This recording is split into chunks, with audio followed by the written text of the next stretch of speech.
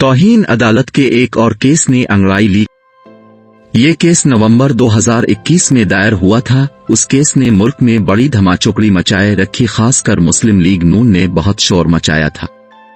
ये केस गिलगित बाल्टिस्तान के चीफ जज राना शमीम का था।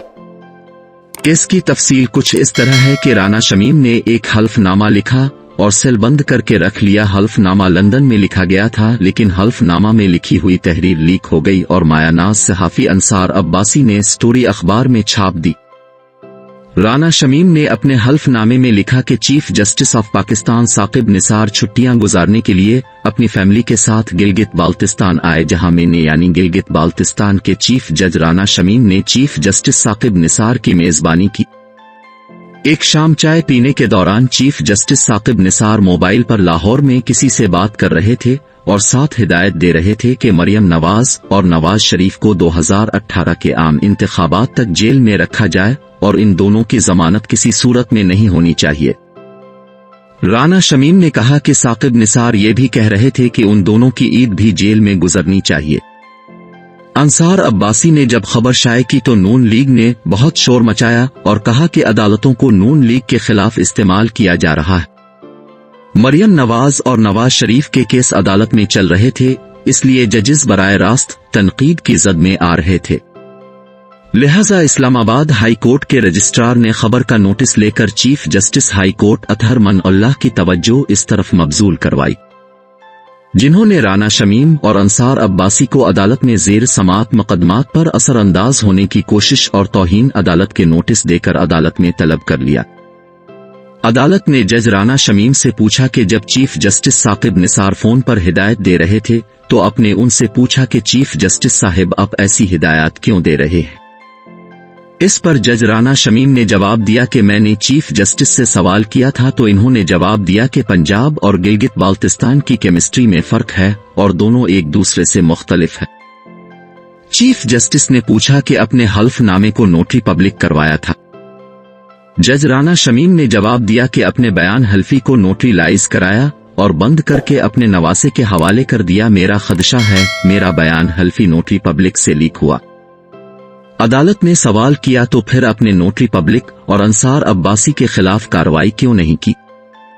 राना शमीम ने कहा कि मैं वाकया को तहरीरी शक्ल में नहीं लाना चाहता था, लेकिन 4 माह में मेरे खानदान के 14 अजीज व अकारिब कोरोना से वफात पा चुके थे। मेरा भाई भी इसी दौरान वफात पा गया। जब 4 महीने में पे दर पे खानदान में अमवात हुई तो एहसास हुआ कि जिंदगी का कोई पता नहीं है। इस वाकया को तहरीरी शक्ल में लाकर रिकॉर्ड का हिस्सा बनाना चाहिए। मैंने पहले इन हकाइक को अपनी जिंदगी में बयान न करने का इरादा किया था, लेकिन फिर अपनी मरहूमा बीवी से किया हुआ वदा याद आया जो मैंने अपनी बीवी से किया था कि मैं इस वाकया को तहरीरी शक्ल में अपने पास रखूंगा।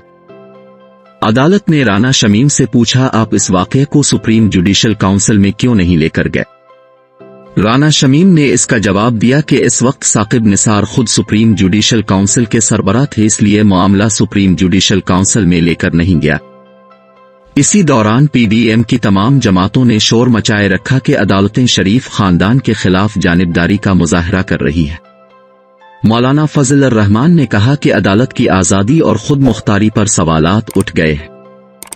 सबसे तहलका खेज बयान फवाद चौधरी ने दिया कि जज राना शमीम ने अपने बयान हल्फी पर दस्तखत नवाज शरीफ की मौजूदगी में उनके दफ्तर मार्बल आर्च में किए और हल्फनामा भी नवाज शरीफ के कहने पर इसलिए लिखा गया और मंजर आम पर लाया गया ताकि मरियम नवाज और नवाज शरीफ के अदालतों में चलते केसों पर असरअंदाज हुआ जा सके और साबित किया जा सके कि सब कुछ चीफ जस्टिस साकिब निसार की मिली भगत से हो रहा है।